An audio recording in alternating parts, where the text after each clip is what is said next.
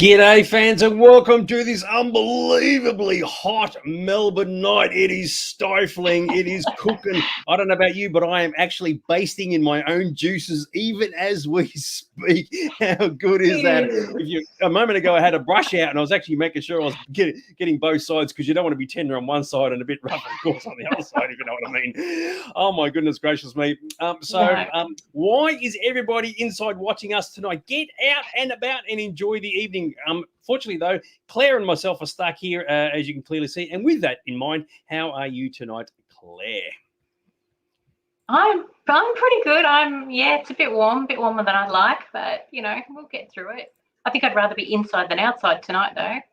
Yeah, exactly right. Now, people can interpret this comment any way they want. Our number one American fan has said, "Oh, yummy." I don't know which part of that he was referring to, but oh, jeepers creepers. So there you go. And Gavin has said, people, Christmas Claire and dance. I get the Christmas Claire bit. What's the dancer? I don't know. My dancer. I don't think so. So yeah. When I bust a move on a dance floor, it's like busting a bone or something, rather than like this. Oh, hot. Yes, and that's just the host of this show. What can I say? Hey? So anyway, so how are we tonight? So Claire, how has your week been? It's been all right. It's busy with work, unfortunately. Not much time for sci-fi fun. Very good. Well, as it turns out, we've only got, after tonight, we've only got one show left, and that'll be obviously next week. So be sure to savor our presence here tonight, because, after this week, we've only got one more to go, and that's it. We're done. How good is that? So other than the warm weather that's making nerds like me just melt all over the place, and believe me, that is not a pretty sight. My cat has had more than enough licking up to do. But the only thing that's been happening, I know it's just shocking, isn't it? But the only thing that's sort of been happening recently, like Oz Comic Con was actually on this weekend as well. So finally, all the regular gigs are slowly starting to come back to life, and even though it was like late December or mid-December or whatever it is, it's been the first sort of pop culture show since March last year. So whether you're a fan of the pop culture expos or not, at least it's a place for some nerds to go to and hang out. And so good to see you. So with a bit of luck, next year everything will start to return to normal, which is unbelievably really cool. Colin said Dancer is one of the Santa's reindeers. So luckily we're not talking about Klondike, the brown-nosed reindeer. Used to fly behind Rudolph but couldn't stop us fast. So there we go. And Thomas has said, would I have Santa hats on next week? I suppose we do, eh? So yes, that should be very, very groovy. Now, this is something I've got to bring up because it's actually particularly important. I'm going to get to Claire in a second, right, about what she's been up to. But I have to show you this, right? So this is actually quite important. So we've got this. And this is for me.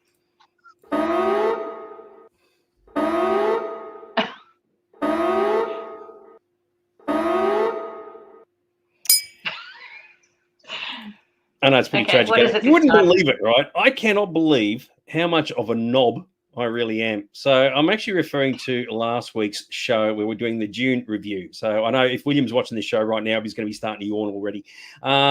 Throughout the June review, it was very funny. I kept referring to the spice, the things that are on the rackets, like mining the spice. I kept referring to them as spice miners. And then afterwards I go, that's not right. They're spice harvesters. They don't mine the spice. They harvest the spice. And I thought, mate, you are such a turtlehead. So you know what? I decided to give myself 50 lashings of something particularly wet and moist and juicy. And what can I say? I just wanted to clarify that. Anybody who watched the show last week, I think that Dags is a real dickhead. He doesn't know what he's talking about. Actually, I did. I just got my wires crossed. So they are spice harvesters, not spice miners. So yay, team, for that. So there you go. Very, very cool. All right. So now we must move on to our show. And of course, we've got to discuss what we'll be doing this week, sci-fi related. And I know Claire is not the happiest camp in the world. Claire, what has been going on in your part of the world?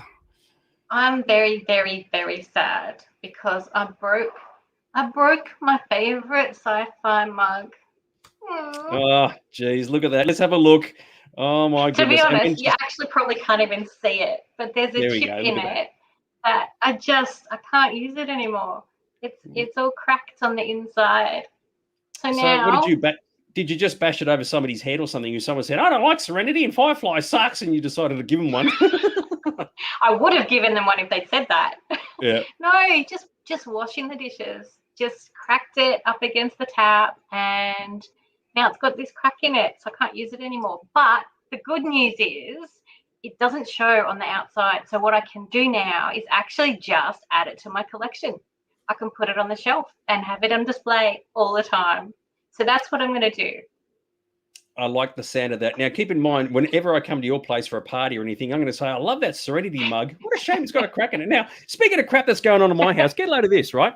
Look at this. Look at my freaking cat sticking her head in the show. Look at that. What are you... Hey, bloody hell. Hello. Come here.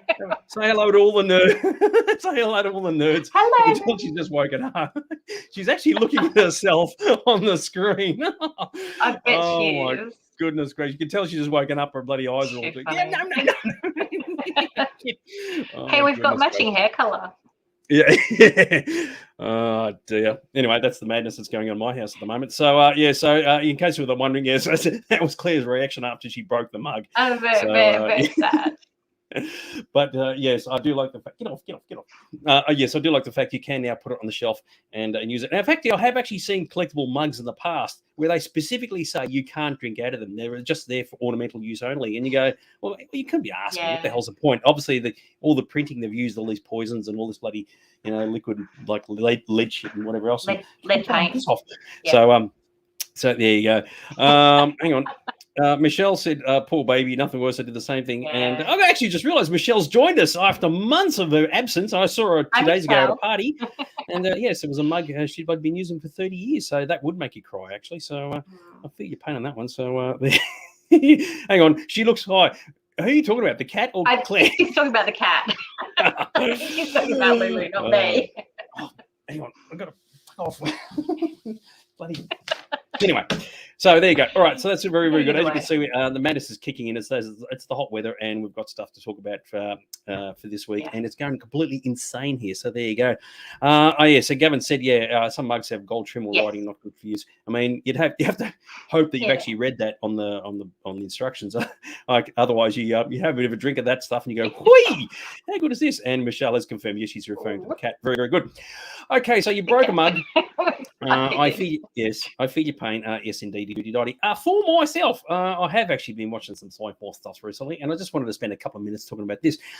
So there's a whole lot of, when you talk about movies, there's a whole lot of series and trilogies and things we've got been out and about for a long, long time. So you got all the Superman movies, and you got all the Star Trek movies and Star Wars and Hunger Games and Matrix movies, and there's a whole, and Back to the Future, the whole range of them. But there's one series of films that I found that kind of just got forgotten and just lost in the ether.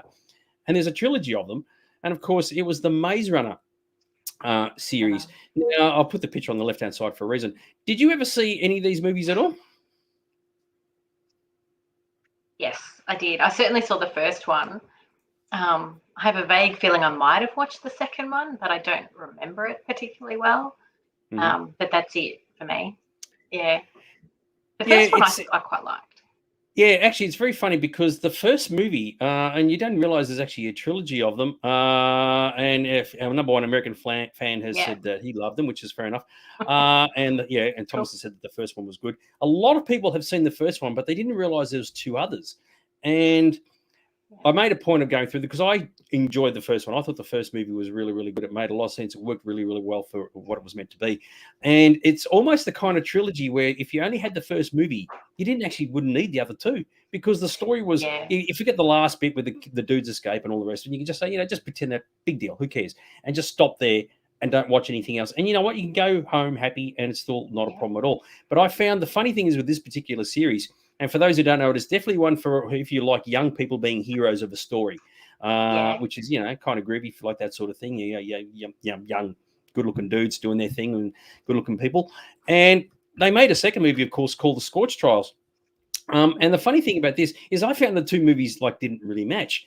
And even though it makes a good series, you can argue, as I just said a moment ago, that you don't actually need to watch the second movie. You can just finish at the first one and just leave it at that. But if you're a fan of seeing busted up cities, it's really quite good from a visual perspective. And of course, it has that real post-apocalyptic sort of look where everything is just covered in sand. It's kind of ironic because we were discussing June last week. And like this from Tommy, there is a series actually. I fancy that. And for that reason, it's actually quite interesting and quite good. And of course, the course thing about the story is about the fact that there's a virus that's infected the world. Now, of course, this was made long before the whole COVID thing kicked in.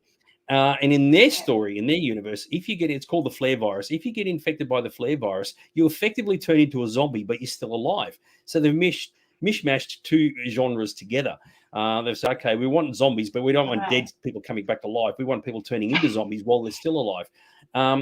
And the idea, of course, if you touch, you're like injured by them or bitten by them or whatever else, you get infected accordingly. And that's effectively what the second movie is about.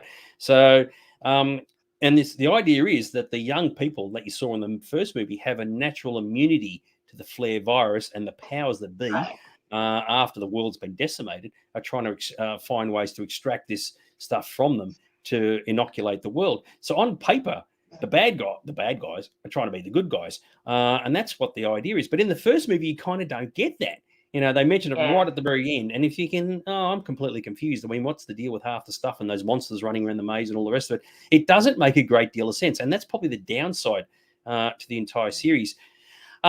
So you had the Scorch trials, right? Which, as I said, it was the middle movie. And then you end up with a third movie called The Death Cure. And this really emphasizes that whole thing about what happens when you've got a virus that's just infecting everybody. And once again, the heroes have got to try and save the day and all the rest of it. And so how well do you remember these particular movies, Claire? I remember the first one better than the second, and I haven't seen the third, to be honest. I don't think I even knew it existed.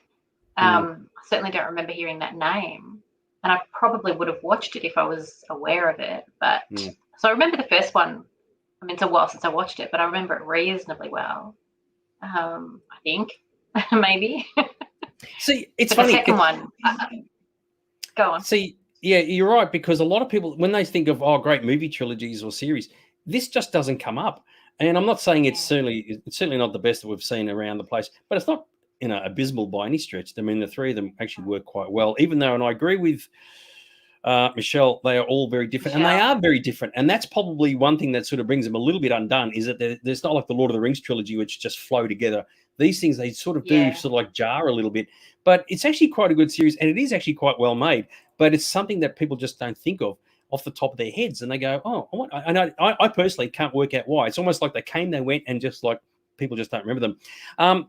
Floyd has made mention about another one American fan is saying the third one was the best. And I'll get to that third one in a second. So as I was saying about how if you like the idea of seeing cities destroyed and all the rest of it. Now, this reminded me, if for those who do play computer games, the Call of Duty computer game series after the world's been bombed with nuclear weapons and all the rest of it. I mean, that's what the cities look like, completely destroyed, and like buildings have toppled into each other and all the rest of it. So if you like your world building and you like a shitload of destruction, this has just got tons of it. It's everywhere, and it's actually really quite good for that reason. Here we go. The series asks the question, where is the line in the sand? No pun intended. Yeah, well, that's right, and I'll get to that in a second. So we're talking about how the cities worked in the third movie. This is what Floyd referred to.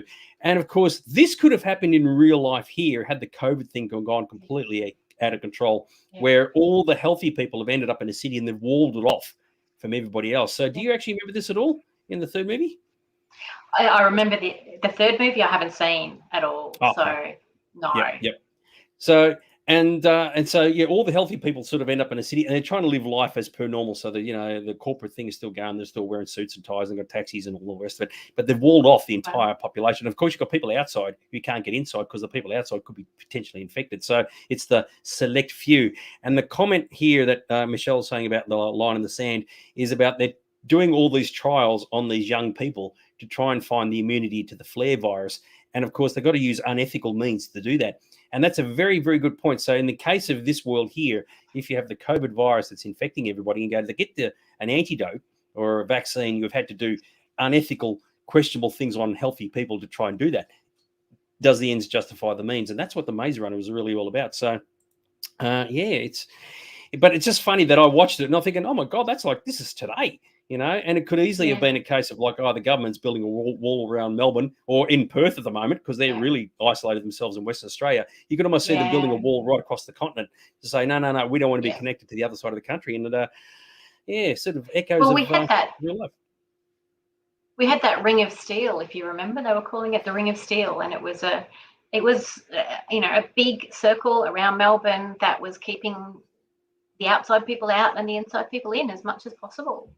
That is it wasn't permanent and it wasn't intended to be permanent, but it was potentially at least, the first step in that direction. That is an unbelievably good observation. I hadn't even thought of that. So for those out there who are watching that, imagine that is Melbourne. All right. Okay. All of Melbourne. And this ring here, that's there. And you got out here is the regional areas. And it's not a case of keeping the outside people from going in. It's from the inside people coming out. You're absolutely right. It's amazing, isn't it? So that really is a case of life imitating art almost perfectly. So unbelievable. So yeah, you're right. I mean, there wasn't a physical ring of steel, but like they didn't actually physically build a wall. But with the way the police, the way they were, it wasn't far from it. So, oh my goodness, who would have thought you watch these movies and you go, oh, it's never going to happen? And of course, you're actually not far from it at all, which is kind of unbelievable. So that's one of the things I find the most interesting about movies like that is that it explores that potential. Like it, and as Michelle says, it asks the question, how far would we go? In a movie, you can extrapolate, you can take it further than you would expect it to go in real life. And then you kind of sit back and watch what happens in real life. And sometimes we take things much, much further even than you would in a movie. Fortunately, not in this case. Yeah. So, and yeah, right, Thomas. Yeah, as you said, Western Australia is a good example as of what's happening today, and it's echoing what's happening in the films as well. Yeah, right, Chrissy. Yeah, it had more rings than a hole in the calendar. I'll just put that up. I thought it was kind of funny. So there you go. Very, very cool. But yeah, it's a good series to watch. Excuse me. I enjoyed it. I thought the production values were really, really good, and you do find in the big battle in the last movie, it's quite interesting. And of course, it does bring up that question of like, if you got all these healthy people here and all these unhealthy people there, and the unhealthy people attack the healthy people and effectively destroy everything, you do wonder what the point is. But I quite enjoyed it. So, but anyway, for those who haven't seen it, as I said, you don't need to watch the other two, but if you do choose to watch the other two, watch them all together. And but the Maze Runner sort of came and went, and most people didn't think any more of it. So unbelievable. I'll have to look at that third one. Yes, you are right, Michelle. You're right. The third one was very similar to Elysium. Yes, exactly. The haves and the have-nots. Yeah, that's essentially the same principle. Yeah, but I did find it funny. I was just watching. I thinking, oh shit, the flare virus could be the COVID virus. Sure, people don't turn into zombies when they get the COVID, luckily. Yeah, but anyway. Check it out if you haven't done so already, which is a kind of, very good. Yes, our number one American fan who said, must definitely watch them. So check them out. So there you go. And yes, there are 3 in the series. So yeah, I like that. Sir, yes, sir. So absolutely love it. Now, before we move on to other exciting stuffs on our topic for this evening, Miss Claire, anything that you want to bring up? No, I'm happy to just jump in. Yeah, very good. Good stuff. All right, so we've got our major topic for this evening, which is kind of cool. And this was actually suggested to me by a mate of mine, talking about the whole thing about digital actors being in movies. And I thought, when he brought it up, and I thought, you know what, that's actually quite an interesting sort of philosophical discussion, because there's all these different points of view as to whether it's a good idea or a bad idea and the ethics of it and da-da-da-da-da. So just to give a little bit of basic backstory, the first movie that tried to, based on my knowledge, to try to use digital actors was actually Final Fantasy in 2001. Now, that was an all CG movie, right? Did you ever see Final Fantasy, All the Spirits Within? I don't remember. I mean, I certainly remember hearing about it and seeing the visuals of it and how sort of realistic it looked.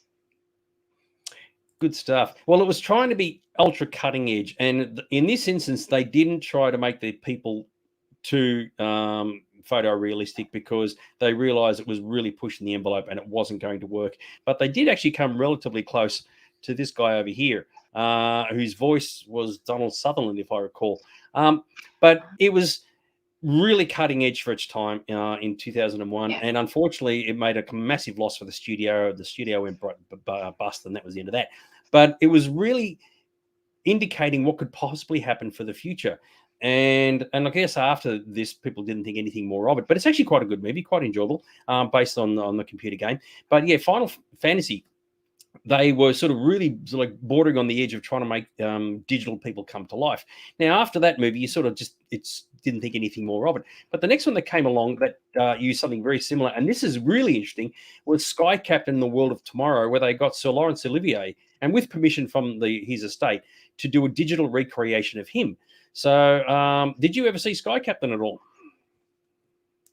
No. Awesome movie, way ahead of its time. Absolutely fantastic. Yeah. It was all very, very stylized, and the color scheme and all the rest of it. But the fact that they actually used Sir Laurence Olivier and digitally created him was like, okay, you can actually bring dead actors back to life using technology. And of course, this was like, I guess, sort of the beginning of where things were going to go next. And but once again, after this, I don't think anybody thought more of it. And I thought, okay, done, dusted. It's all very good. It's very clever. It works for this particular story. And then you got Tron Legacy, where they actually use the digital recreation for the character Clue. And that's when I think people realized, oh, hang on, there's actually some merit in this. This can actually work quite well. And the reason why they did this is because they needed a Jeff Bridges who was much younger than the existing Jeff Bridges. And I guess that's where it all sort of came out. Instead of trying to de-age the actor, they just digitally recreated his face. And that's where I think we're sort of heading into a new direction. So before we get really into it, what are your thoughts on the idea of creating digital people? Well, I mean, I think there are limits with that last one, with the Tron one. There was an actor behind it, right? Mm-hmm. It wasn't just animation, pure animation. Wasn't there an actor behind it and they altered the face? Yeah, so what we're delineating here is the difference between digital recreation and de-aging. De-aging is a very common thing currently, where they get an actor, they put spots all over their faces and they digitally make them younger. But it's the same actor. It's the same person doing the performance. To the best of my knowledge, for Tron Legacy, they didn't use Jeff Bridges at all, and they digitally recreated his face. So they didn't de-age him. They just recreated him completely. And that's sort of, it's like two different elements of technology. Now, I could be mistaken, but that's how I understand it. Now, de-aging is very, very common at the moment. You're seeing it in a lot of movies and TV shows. I think even in the newest Indiana Jones movie, they're using de-aging on Harrison Ford. And there's nothing wrong with that at all. You need the actor to be younger. It works for the narrative of the story. All good. What we're talking about is actually recreating an actual person who maybe either has passed away or is too old for the role. And they've said, no, we'll just digitally recreate them. So focusing on that, what are your thoughts on it all? I don't know. It feels it feels like it's, I was going to say it feels like cheating. It does a little bit, but it feels like it's done just for I don't know, attention in a way. People are trying to see what they can do and what they can get away with, and to prove what they can do digitally. I don't know. I'm not. I thought there was an actor behind it. I thought it was a similar to Gollum in Lord of the Rings, where it was like a digital overlay. That was kind of my understanding. They'll use a stand-in for the body movements and the eye lines of the other actors and all the rest of it. Then they'll just physically replace the actual person. So that's I don't think it's going to go any further than that. I don't think they'll ever be able to completely replace a person with a digital thing, with no person, no sort of recorded movement or any of that sort of stuff behind it. I feel like, I mean, maybe the technology will get better, and it's getting better and better and better all the time, for sure. Cool.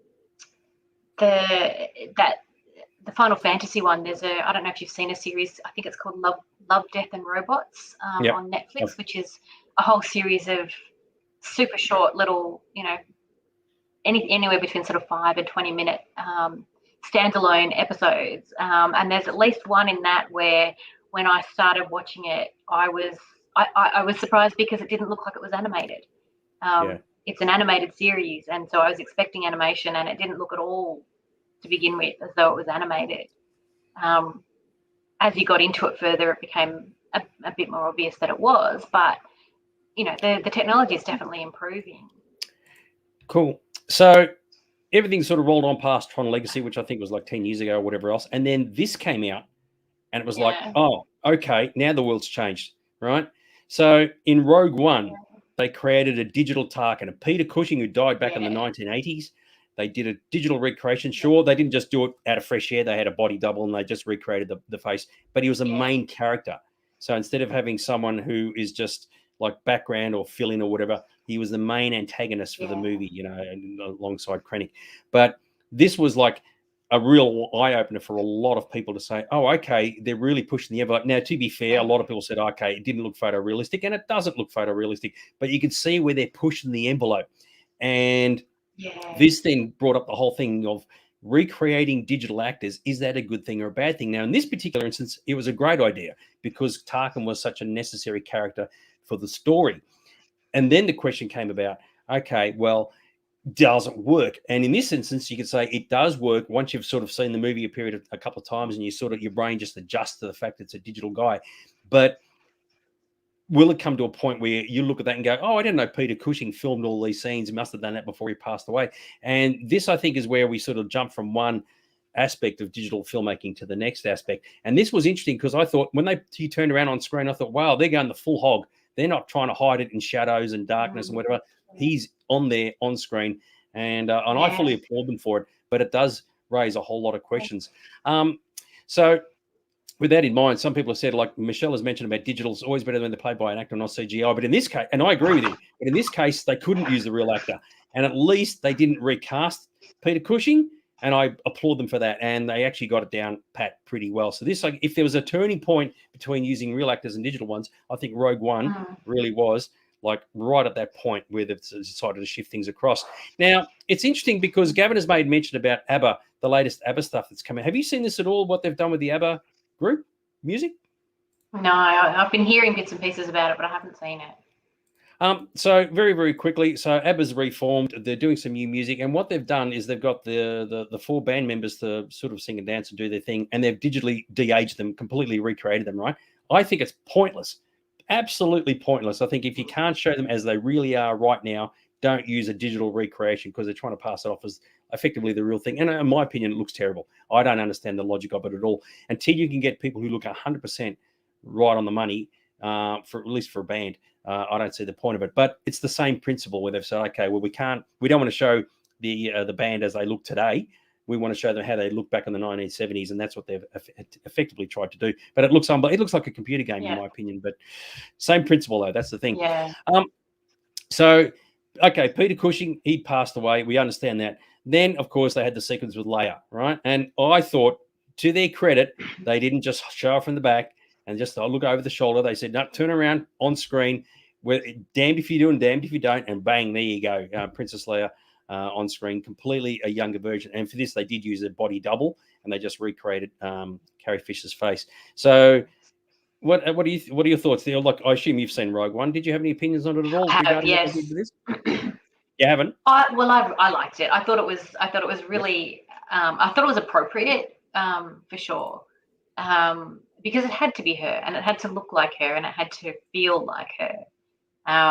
And I don't think you could have got that without that sort of digital overlay. And it was only a short piece. I don't know. I struggle a bit with the sort of replacing the full character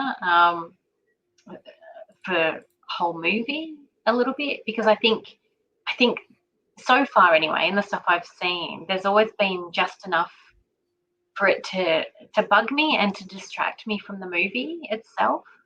I found myself looking for, like with Tarkin, I found myself looking for how to tell, for how to, I was focused more on what I was seeing than on the movie and the story and that kind of stuff. And I think for me, it took away from it a little bit. Yep. But, there are definitely times when it's appropriate. And I can see why they did it in that instance. Because, as you say, he was such a major character, and leaving him out or recasting him wouldn't have been the same. But it's a good test. Yeah, Michelle's agreeing with you, looking for the imperfections. And you are right. It's a shock to the system when you first see it. Like when the door opened and you saw Leia from the back, and you go, okay, how are they going to tackle this? And they just turns around, falling camera, and go, bloody hell. And of course, the first thing your brain is trying to register is, what am I looking at? And I mean, if they were to do it, ironically, if they would do it even today, they'd probably do a better job. But it works and it doesn't work. But some people really dialed into it. Some people really reacted positively to it. Other people, as like you mentioned, said, it sort of worked, but it didn't. It was a real uncanny valley sort of scenario. And because at that point, Carrie Fisher was still alive. So they didn't de-age her. They just completely recreated it from scratch.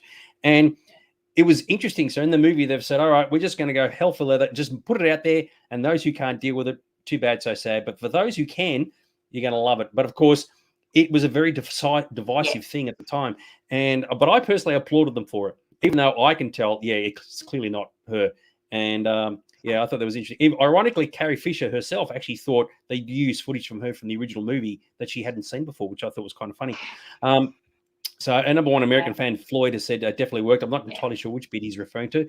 But now there was a comment here about was Brandon Lee digitally added to finish the Crow? No, I don't think so, because at that point, if they needed past characters, they would put him in makeup. And we saw that in Revenge of the Sith with Tarkin. Ironically, they actually had the actor and they actually put a shitload of makeup on him and they try to pass him off that way. So I'd be surprised if they tried that with the Crow. But so even Floyd said, he's not so picky. I thought it was cool. I thought it was cool too. But whether it worked, that's another thing. And I think a lot of people had to watch the movie a couple of times to sort of just say, okay, switch the brain off. We now know what to expect. It's all good.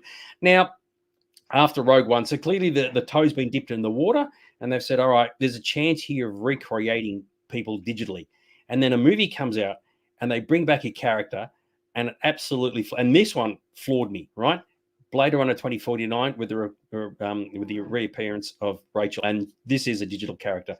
Now, Sean Young helped the actress who played her to all of the movements and all the rest of it. But I saw this on the screen and I thought, oh, that is friggin' awesome, even though I knew it was fake. And I think this was a huge step up for digital character creation. Did you see Blade Runner 2049 at all?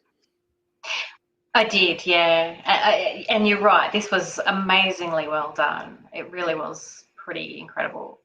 But I think a lot of that also goes to, the fact that she had the original actress to coach her in those little movements and that kind of stuff. Because I think without that, it doesn't work.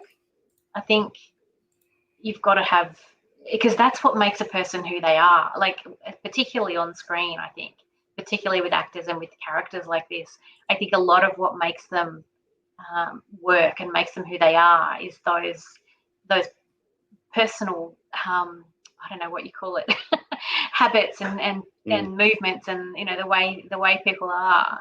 So I think without that it wouldn't have worked nearly as well as it did. But it was pretty good. It was really quite difficult to pick, but and she was she wasn't human, right? Spoilers. Well, the movie's been out for 2 years now, so it doesn't matter. Yeah. You do wonder though, like for example, using the Rachel scenario, probably made it easier. Yeah. So if the movie was made 8 or 10 years ago, they could never have done this or made this convincing. And I think the fact that they were able to make this look so convincing worked really well. So it was almost like the right time to do it. Everybody, you knew it was fake. They obviously didn't. You think they didn't film Sean Young back in 1982 or 81 and put this in here. They've done this digitally, and that was a moment I thought, oh shit, this technology can really work and work well. And as we said, you're right, it's a small part. She doesn't have a lot to do, but your brain just said, okay, I'm sold straight away. But it doesn't always work. And this, even today, like the most current version of a digital recreation that we've got so far, is good old Fluky Luke from The Mandalorian. And some people I know just like completely loved it and they dialed into it straight away. A lot of people said, nah, it can be done better. Already fans have been out there and they're deep faking this and all this sort of bullshit, and they're trying to make changes and improving it upon or whatever. But I thought, once again, give them credit, give the people who make these things credit for sort of giving it a burl rather than just having a hide behind over the shoulder shots and dark shadows and all this sort of thing. No, just go full out there in your face. And if people have problems with it, then that's their issue. But other people will just accept it for what it is. And that's, I think, currently the most common version of a digital recreation that we have. And I don't know if you watched The Mandalorian at all, but were you aware of this sequence at all? No, this is the first time I'm seeing it. Yeah.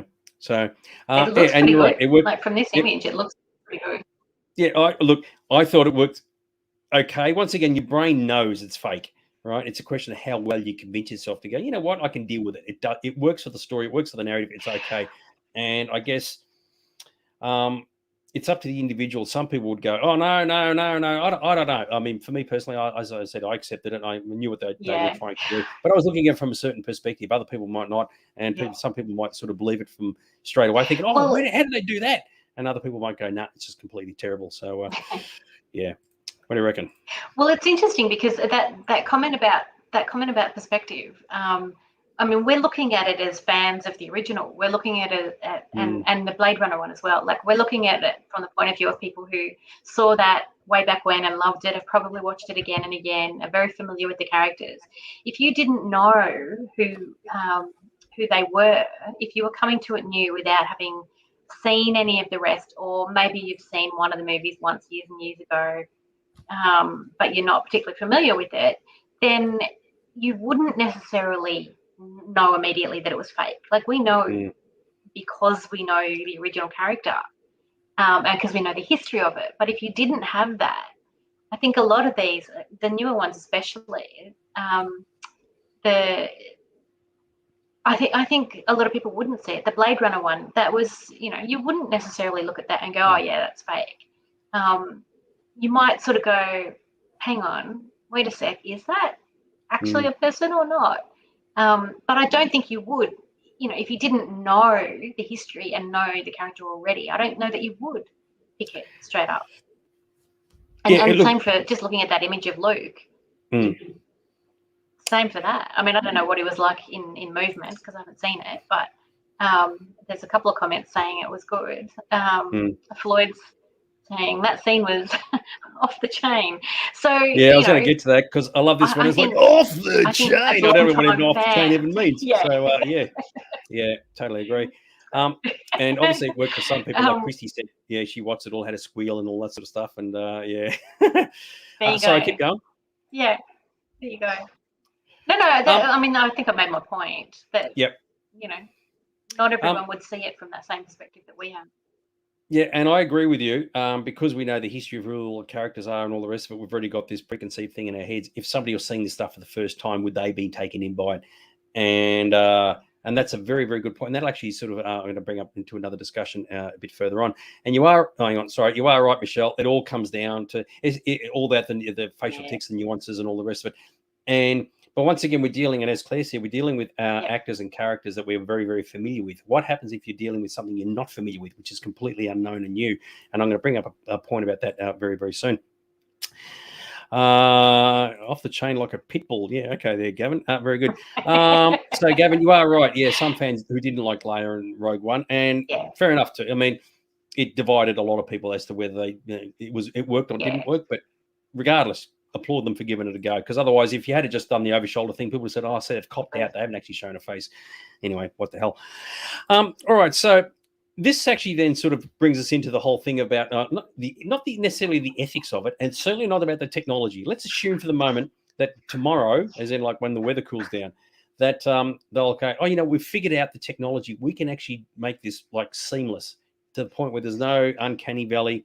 We can make it look really Mickey Mouse, and people are just going to believe it's the real deal, right?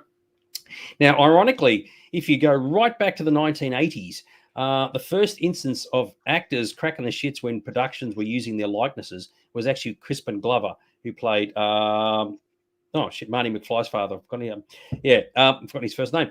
And they used his likeness in the second movie, and of course, Crispin lodged a complaint about that, and of course, he sued, and he actually won his case because you can't use the likeness of a person without their permission. So let's work on the view that you've got the permission, okay? You've got everything from the estates accordingly, like we saw with Sky Captain and Laurence Olivier. They did it all completely riggy-diggy. So the questions are, will there ever be a time where, imagine if somebody said, let's do a film or a TV series using digital people who have all passed away, okay? And I'll use an example here. What if somebody said, oh, let's do a brand new Flash Gordon series, but we want Buster Crabbe.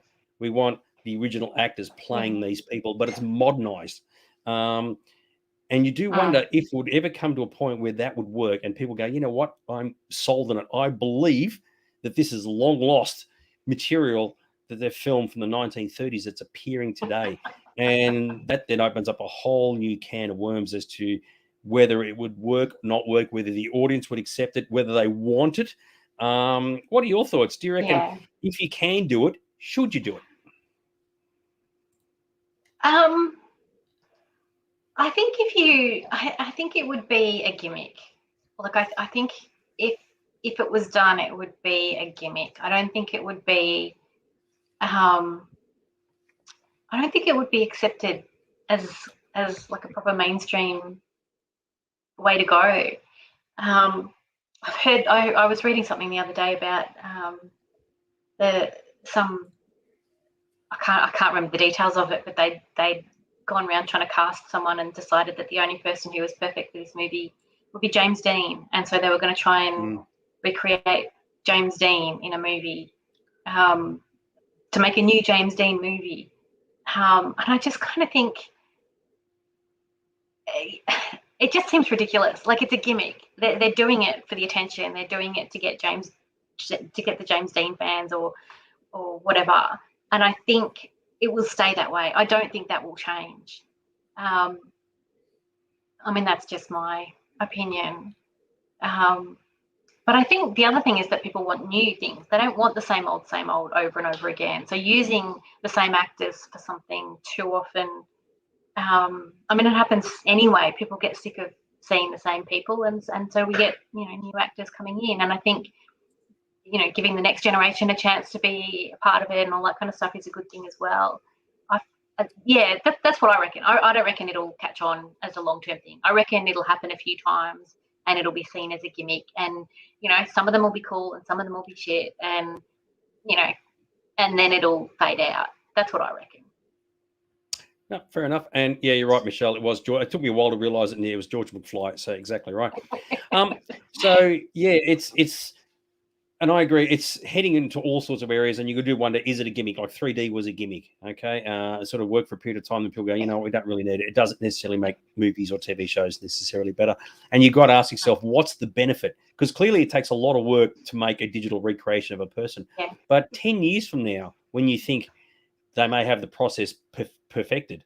And the whole thing about doing the James Dean thing, you do wonder that if you were involved with the estate of past actors, because you've got to hang on, I'm just going to rephrase myself, start again, right?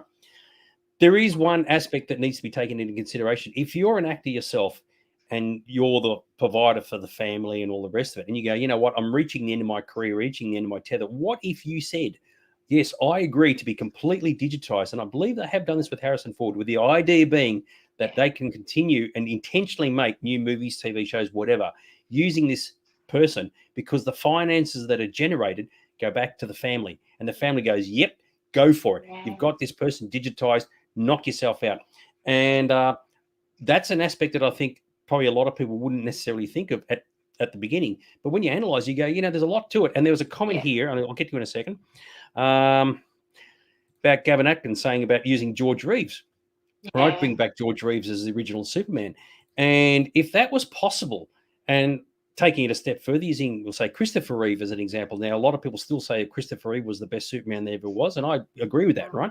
If you had a digital recreation of Christopher Reeve, and providing you could get the performance correctly, would people say, yes, give us more Superman movies with Christopher Reeve, and providing it looked 100% Mickey Mouse, and we're working on the assumption that's the case, would that actually work? Would people go, you know what, I'd prefer a digital recreation of a past actor versus the recasting of a current one? No, you don't think so? Yeah. Look, I would love to see it. I'm with you. I think he was amazing, and his characterization of Superman was incredible, and all that kind of stuff. And it would be great to see him in a modern day, with all the fancy effects and all that kind of stuff that we can do now. I think that would be awesome to see. But I think most of the rest of the world has already moved past that. They would get a lot of the older fans in to see it, but I don't think it would excite the newer fans. I think, again, it sort of comes down to being a bit of a gimmick. Like it would get in fans like me who love him, and fans like you who loved him in that role.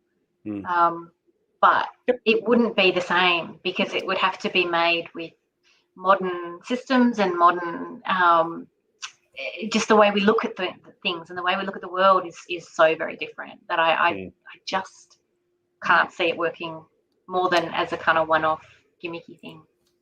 Yep, Fair enough. There's certainly one thing that's happening with movies and TV, especially. No. There's no right or wrong, and this is an open discussion. No, it's going to. That's what we like. We can revisit this 10 years, 15 years from now, and go were we on the ball or not. It's kind of funny because one of the big things that happens these days is a lot of actors in movies and TV shows, especially movies, get paid a fortune, right? Some of them are just like, okay, you want my services, and $50 million up front, thank you very much. And if somebody said, well, hey, we can do a digital recreation of you and only pay a tenth of the amount just for your likeness, you never know. Some people may sign themselves over for that, so who knows? Couple of things here. And I agree with you, Kevin. Okay, you do James Dean, you got to do Stephen Queen. Before you know it, you just open the Pandora's box of everything. And there was a comment here about Marilyn Monroe and all the rest of it. And chances are you can't do it, right? Because especially for people from that era. But if you could do it, would it work? And as you said earlier, Claire, if you couldn't tell, right? If you just showed it to some random person, say a lot of people don't know who James, a lot of young people don't know who James Dean is, Marilyn Monroe, whatever. You just show them this footage, and they just believe it's a person they just filmed last night, and you go, friggin' hell, that's just it's just the mind spin. And it would just take some entrepreneurial person to say, okay, let's head down this path that we may have thought about, but now we're actually going to make it reality. And who knows where things would end up. So. I like this one from Thomas, a digital doctor who that'd be hard because you don't know which doctor you'd pick. But now Colin has made a mention about the tiger from The Life of Pi. Animals and non-organic environments, they've got that down pat, right? I mean, like in the Final Fantasy, for example, from 2001, all the city stuff looked fantastic. That did look real life. And it's the organic elements that they couldn't get, organic people. But animals, they've got it down pat. Animals are no problem at all now. You can't tell real ones from fake ones anymore. And that's the key thing. So, Gavin, would they dare recreate Mr. Spock? Well, that is a damn good question. Now, we have seen some deep fake stuff that was done. I think it was somebody had the deep fake crowd did a version of the 2009, was it Into Darkness Star Trek trailer, because Star Trek the previous generation or something, and they deep faked was it William Shatner and Leonard Nimoy and DeForest Kelley onto the actors from that movie, and of course it was done as a joke, right? But what would, as being a huge Star Trek fan, what if they were to do, yes, we're doing a new Star Trek 14 and they're bringing in a digital recreation of all the original actors? What do you reckon? Providing it worked, providing it looked ridgy and it didn't look fake. Yeah. Well, again, I think we've moved past it. We've already had movies with new actors playing those roles. I'm going to go back to what I've been saying all along. I think it would just be a gimmick. I don't think it would be something that would be worth, because it's not cheap to do this. Like it's, you would have to be paying for the use of their images. So you would have to pay all of those actors or their families to be allowed to use the images in the first place, and then to create that it's not a quick and easy process yet. I mean, maybe it will be one day, but it's not yet. It would be time consuming and expensive to do for a whole movie, especially for the main, all the main characters kind of thing. That's not a small thing. And I don't think they'd get the return on investment. I don't think there would be enough people who would be so excited to see what these original characters were like that they would make enough money out of it. I don't think it would work, to be honest. It would certainly get a lot of scrutiny, that's for sure, and people who would pick it to bits. And if anything just looked even remotely off, you're right, the whole thing would tank. But the concept is really interesting. Now, there's a long question from our number one American fan, Floyd. He must have been like typing War and Peace when he wrote this. Do you appreciate Christopher Reeve? Something you'd have to appreciate the originals. The younger generation couldn't appreciate them because all I know is movies are made from present technology. You're right, Floyd. Yeah. And it's a fair point. I mean, would it work? Would it not work? I mean, it's anybody's guess. With the constant recreation and rebooting of movies these days and TV shows, but in particular movies where they just recast everybody, reboot again and again. And of course, there's a lot of issues about 80s favorites being rebooted again, just purely because they worked once before. Let's do it again. Imagine doing the scenario where you can say, okay, let's reboot Ferris Bueller's Day Off and actually put the original actors back in as they look back in the 80s. So Matthew Broderick and the lady Mia Sarah and all the rest of it, and just put them in, just modernize it. And I don't know. Assuming you could do it, and as we said before, it's got to look completely Mickey Mouse to the point where you cannot tell. That is the key thing. The moment you can tell, it fails. But working on the view, it's the Jurassic Park syndrome. Those dinosaurs looked 100% real, and they look even realer today than they did back then. If it could look real, I think there's a good chance, and I think a lot of people would go, you know what? I'd rather have a digital recreation of the original actors than recasting it with modern people. I reckon it's a very, very grey area, and there's no right or wrong. It just depends on what works, and everything comes down to what works. And I don't know. You're right. It could be a gimmick, but by the same token, all it would need is for one movie to be a massive success, and that's it. The floodgates that open after that. So yes, I'm with Christy on this. Her comment: no, not Ferris. Ferris. I just use it as an example. For me, but yeah.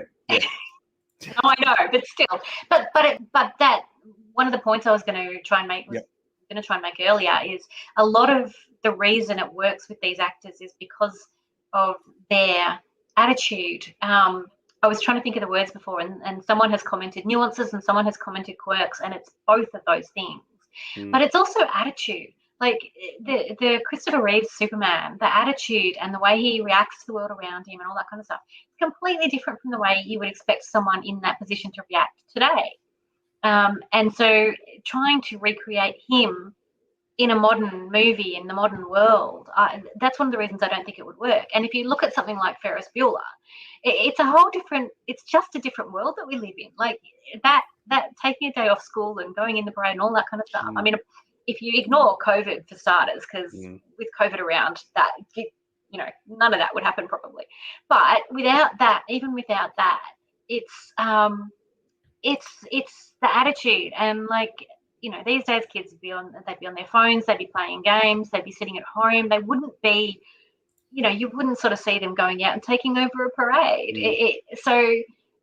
And it's about him, and I mean, I can't imagine anyone other than Matthew Broderick playing that character, because it was him. And in the 80s, that was why they put him in those movies, because he did that kind of thing so brilliantly. I mean, I'm a huge fan. He was one of my poster boys back in the day, and I mean that literally. I had posters of him up in my bedroom. But I think the attitudes and things have changed so much that you're going to get a better result by putting someone new in, someone who suits the modern world and will work in that new kind of story. That's sorry, I'm getting too excited because I love Matthew Broderick and I love that movie. I was just using that as an example because I know it was such a big hit in the 80s. And you are right. I mean, anybody, if they go to choose to remake it, it's a huge mistake. Don't do it. And I agree with you. Totally. I'm 100% right behind the 8 ball, right? But if someone said, exactly. But I was using that as an example because I thought the way that if you were the studio production, you go, modernize it, just use the original actors, but you can't because they're too old now, so you just digitally replace it. That's why I use that. Could be used for just about anything. And you're right, Gavin, it is impossible to please everyone. Absolutely. But the key thing for this sort of business is to say you don't have to please everyone, you just have to please the majority, the 51% of the audience, not the 49%. If you produce 51% are happy and 49% are unhappy, it means you've got the majority. Therefore, it could be classed as a winning idea. And I agree with you, Claire. I think in the short term, it's probably unlikely ever going to happen. But someone at some point will give it a whirl and they'll go, you know what, let's try it and just see what happens. So I absolutely think that it will happen. I think that people will try it. I think it won't just be one. I think there'll be a few of them. But I don't think it'll be very long-lived. And that whole that idea of using James Dean for a movie nowadays. I mean, the attitude that he had and the way he was and all that kind of stuff, I just can't see that working in a modern movie. So why would you do that? Why wouldn't you cast a modern person? And it's the gimmick, it's the hook. We're going to make a James Dean movie and that will get people in, and it'll probably work the first time and it might even work the first 2 times, but after that it won't be worth it. It won't be worth the effort. No, I get you, and you're right. It's certainly not easy for them to do it and whatever else. But I find it interesting that if they're using what you mentioned earlier, imagine if there's a new movie or a TV series coming out, and and you go, oh, that looks grouse. It's a brand new thing, never seen it before. And it just turns out that one of the characters is a completely fake person, right? They've digitally recreated someone you've never heard of before for whatever reason. They've done it as a test, right? They just say, can people get sucked in? And sometimes they do that. For example, when they created the young Sherlock Holmes adventures in the 1990s, they did that to test digital technology on television. And imagine the scenario if you go, oh, that character there, that actor, actress, whichever, is awesome. The grouse, they're fantastic. And then you find out they're completely fake. They do not exist in real life, right? Imagine that scenario, and they go, you know what, this actor, they've signed on for 6 million sequels because they're going to be around forever. They're never going to age. They're going to do the Maggie Simpson. They're just going to stay the same for decades to come. And I think that's how you would do it. You wouldn't use a famous face or a famous franchise. You would create something brand new, add one character in, just to see if you could get away with it. And I think the day that happens, and you go, that was awesome. Who are all these people? You look on Wikipedia and they go, oh, this person here doesn't exist. Yeah. They've just created them out of fresh air. And you go, friggin' hell. And if you didn't, you couldn't tell, I reckon that's when the world will be massively different. So what do you reckon? I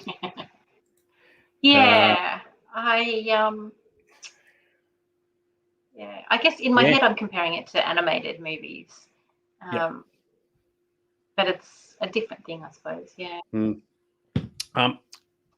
Randa said the novelty will wear off quickly. You're right, unless it makes a shitload of dollars or it's a shitload cheaper. And they have they've got the digital recreation of a person already, as someone who's already pre-signed their life away or whatever. And they go, we can knock out a dude, jump in buildings or whatever, in 20 minutes, right? And they look completely photorealistic. That's when, and if it makes money for whatever the production is, the novelty. Who cares about novelty? I mean, if you can have 4 Home Alone movies, you can have something where the novel. Anyway, so there you go. I haven't even seen one Home Alone movie, so I know. Yeah, I mean, how can you have that 4 times? So there you go. Yes, very, very cool. Do you remember that movie? Yeah, Simone? Michelle's commented on Simone. Yeah, I was just thinking about that. I couldn't remember whether it was a completely new person or whether it was based on an actor, but. Michelle's saying that Simone was a completely fake character. And that's what the movie was about, that he created a fake character. I like this one from Grant. It'll make conventions interesting as there's no appearance for signings. Yeah, imagine that. We're going to finish up in a second. Wouldn't it be a bizarro, like you mentioned about you had the Matthew Broderick posters on the wall and whatever. You have a 10-year-old child today, and they've got all the posters on their walls for this person who doesn't exist. And let's assume they don't know the person doesn't exist, right? So they're a huge fan of this movie or this TV series. They've produced all the merchandise for this particular person, and they're not real. And I can't help but think that one day that will actually be the case, because someone somewhere will say, let's give it a whirl. Just like you put Jurassic Park posters on your walls of dinosaurs. They're completely fake dinosaurs, right? Even when they made the movie, they said, we didn't even know what color they were. We just invented what we thought was the right color. So it is not beyond the realms of impossibility. And if the fact that they've started like with the ABBA thing now, so they're clearly thinking about doing it more and more, you do wonder. And I reckon that will be an absolute spin out. And that's when you know the world will have changed. So whether it be for the better or the worse, who knows? So I think you're picking on the wrong age group, though. I think 4 and 5-year-old kids have completely unreal made up characters on their walls already because they have cartoons and they're all made up. So I think if it gets to a point where like a teenager, like a 15, 16-year-old kid has it, then that's that. Yeah. But I feel like it's more likely to be that that we'll know and that they'll be bragging about it than that they'll try and do that pretend it's a real person thing. You're right. You are right. Where I was coming from is when I was a little kid and I saw Star Wars, we all thought the aliens were real and the robots were real, right? Because we didn't know, right? I mean, it's obviously the internet didn't exist back then. And, schoolyard conversations are like, no, they're the real thing. And someone invents a story, they found them on a different planet or whatever. And you just believe all that sort of stuff. So I personally think that if you're going to do digital creations of somebody, they probably do it like we talked about ABBA earlier. You have a music singer. So just imagine another Milli Vanilli where they've got the voice of somebody, but they've recreated the person digitally somewhere else, and they've tried that in video clips, and they've done it a few times, and people believe that's the image of what the person looks like, and of course it isn't, and it's just part of a test. So anyway, here we go. Here we go. Digital wiggles. First jet to Mars. Absolutely fantastic. All right, so is there anything more you want to say on the topic before we sign off for this evening, Miss Claire? No. I think we've got a long way to go before it's possible, and I think we need to vote with our money. If we don't like it, then don't go see the movies. Don't pay for them. And if we do, put your money in, and it'll keep happening. Yep, absolutely. Can't agree more than that. And I've got to say, yeah, I personally think just watch this space. But hey, it's all going well at the moment. And yeah. All we shall see. So there you go. All right. So hopefully everybody, you're going to join us next week for our last episode of the year. It's absolutely awesome. Now it is a hot night. Get out on the town, go out and party hard. So there you go. Because if you are going to party hard, make sure you do it in the zone. All right. We'll leave you to it and we'll see you next week. Okay. Take care for now. Bye-bye.